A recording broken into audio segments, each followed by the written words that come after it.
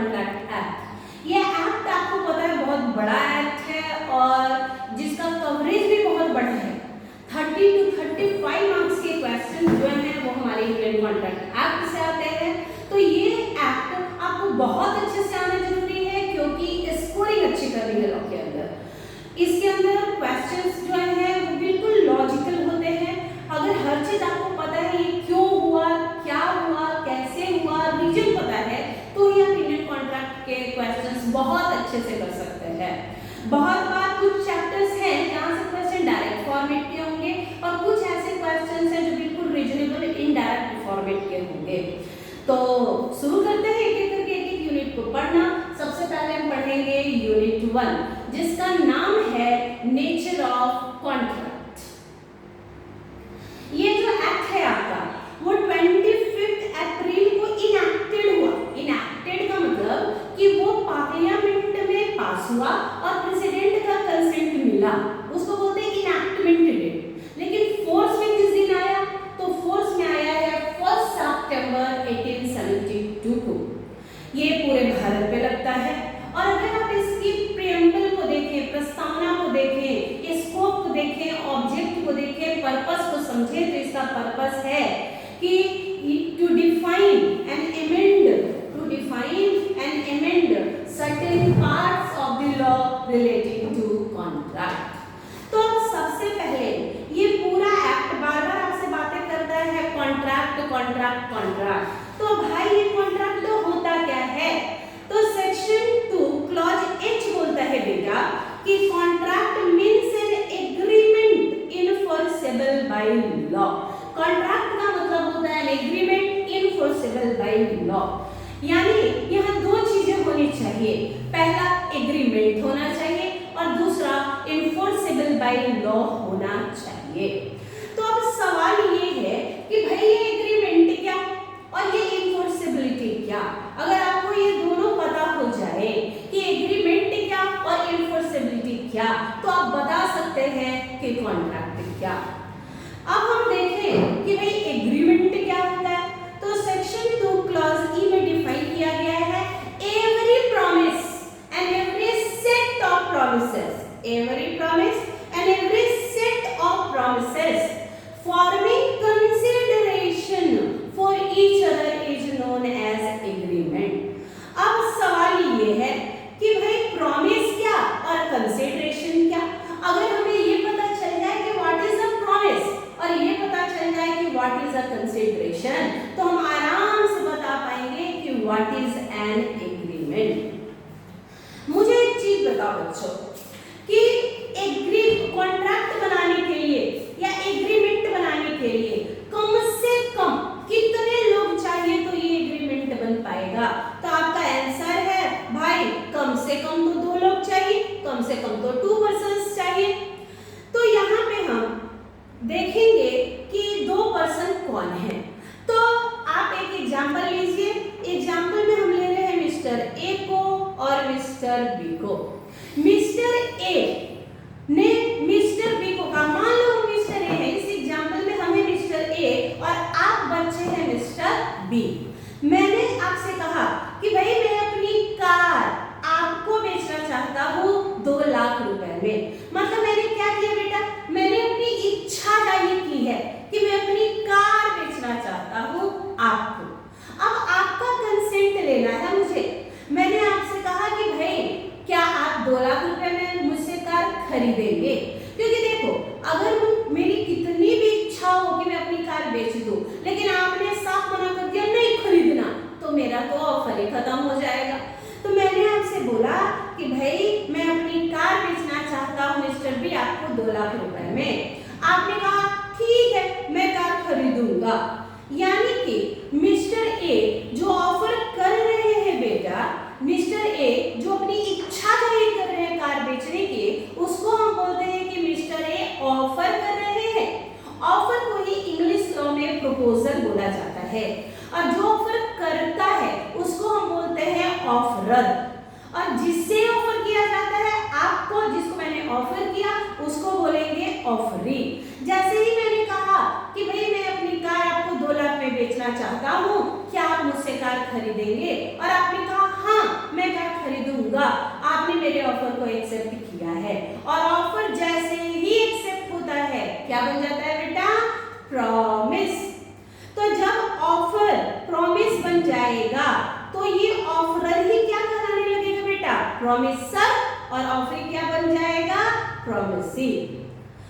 और जैसे ही ये ऑफर एक्सेप्ट हुआ, ऑफर बन गया प्रॉमिस। अब मिस्टर ए का प्रॉमिस क्या है बेटा, कार देने का। मतलब मिस्टर ए के ऊपर क्या ये ऑब्लिगेशन आ गया कि उनको कार देना ही होगा, तो आंसर इज यस। और मिस्टर बी के ऊपर क्या ऑब्लिगेशन आया बेटा, मिस्टर बी के ऊपर ऑब्लिगेशन आया कि उन्हें 2 लाख रुपए का पेमेंट करना होगा। तो मिस्टर ए को कार के बदले क्या मिल रहा है बोलो, कार के बदले मिस्टर ए को क्या मिल रहा है बोलो, 2 लाख रुपए। तो मिस्टर ए के लिए 2 लाख रुपए कहलाएंगे कंसीडरेशन। कंसीडरेशन वर्ड का मतलब होता है समथिंग इन रिटर्न, जो आपको बदले में मिलता है उसको बोलते हैं हम लोग कंसीडरेशन।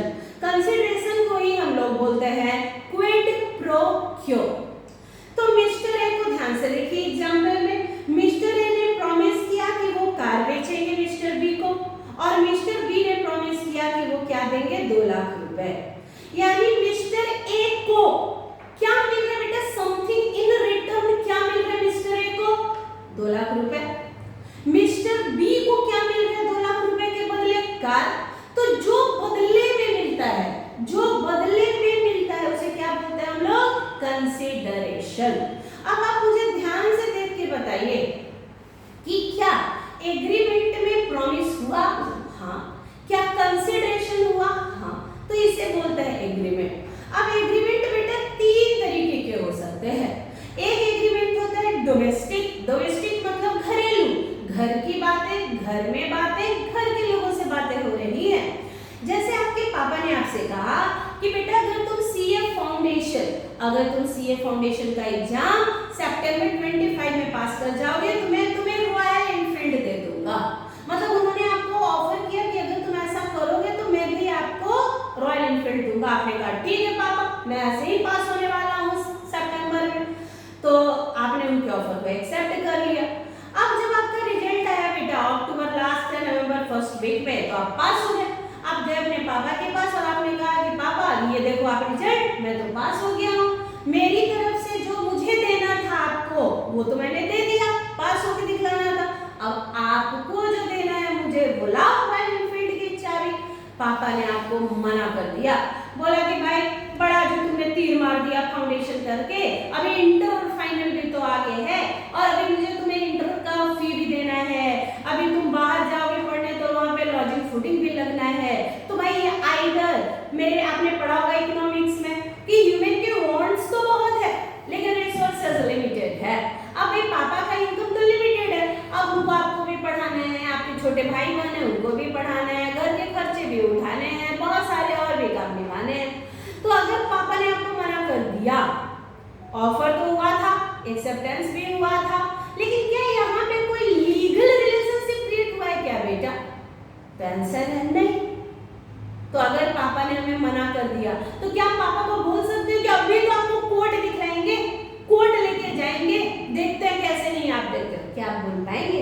बोल रहे मन में सोच लिए ठीक है पर बोलना तो मत। अब यानी लीगल ऑब्लिगेशन नहीं था पापा का, उन्होंने नहीं भी दिया रॉयल एनफील्ड, हम पापा का कुछ नहीं कर सकते।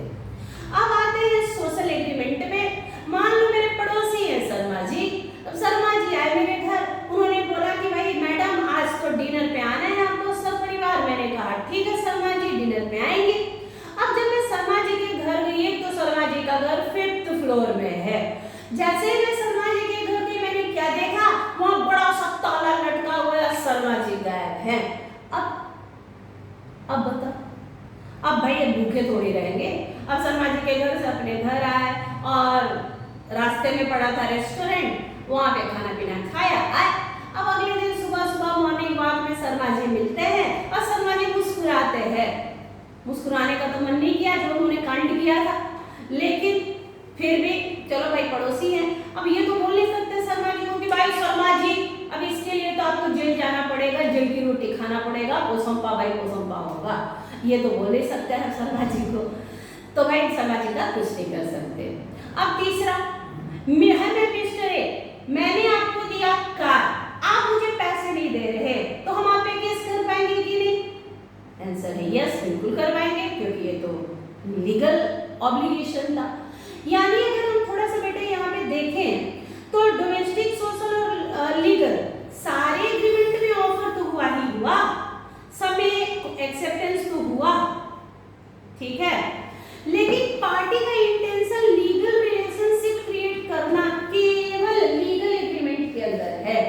यानी केवल जो कमर्शियल नेचर के एग्रीमेंट हैं वही बनेंगे कॉन्ट्रैक्ट, जो डोमेस्टिक और सोशल नेचर के एग्रीमेंट हैं वो कभी भी कॉन्ट्रैक्ट नहीं बनते। अभी तक अगर आपको यहाँ तक का कंटेंट समझ आया है तो आप इन दो प्रश्न का जवाब दें। अगर ये दोनों प्रश्न का जवाब आपका सही हुआ तो आप ये समझ चुके हैं कि व्हाट इज कॉन्ट्रैक्ट। पहला प्रश्न है, एग्रीमेंट एक वाइडर टर्म है, एग्रीमेंट बड़ा है, कॉन्ट्रैक्ट छोटा है।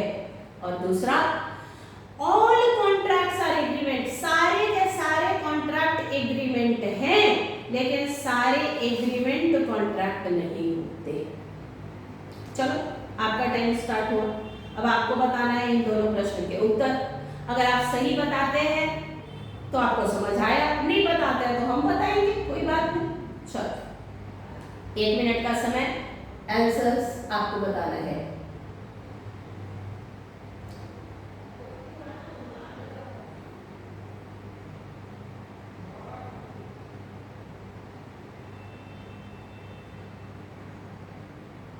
कुछ बच्चे सही बता रहे हैं कि दोनों सही है, कुछ बच्चे बोल रहे हैं कि भाई पहला सही है दूसरा गलत, कुछ बच्चे तो ये भी बोल रहे हैं कि दूसरा गलत और पहला सही है। कोई ऐसा बच्चा भी है क्या जो बोल रहे हैं कि दोनों स्टेटमेंट फॉल्स है?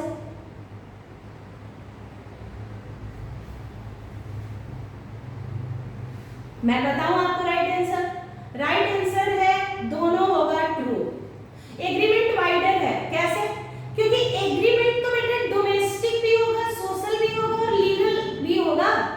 लीगल मतलब इकोनॉमिक, कमर्शियल, बिजनेस नेचर के एग्रीमेंट। तो बात तो सही है, एग्रीमेंट तो बड़ा हो गया, वो तीनों हो सकता है, डोमेस्टिक भी, सोशल भी और कमर्शियल भी।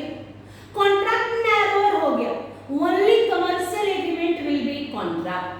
जो केवल इकोनॉमिक, बिजनेस नेचर के एग्रीमेंट हैं, जहां पार्टी का इंटेंशन लीगल रिलेशनशिप क्रिएट करना है, केवल वही एग्रीमेंट कॉन्ट्रैक्ट बनेंगे।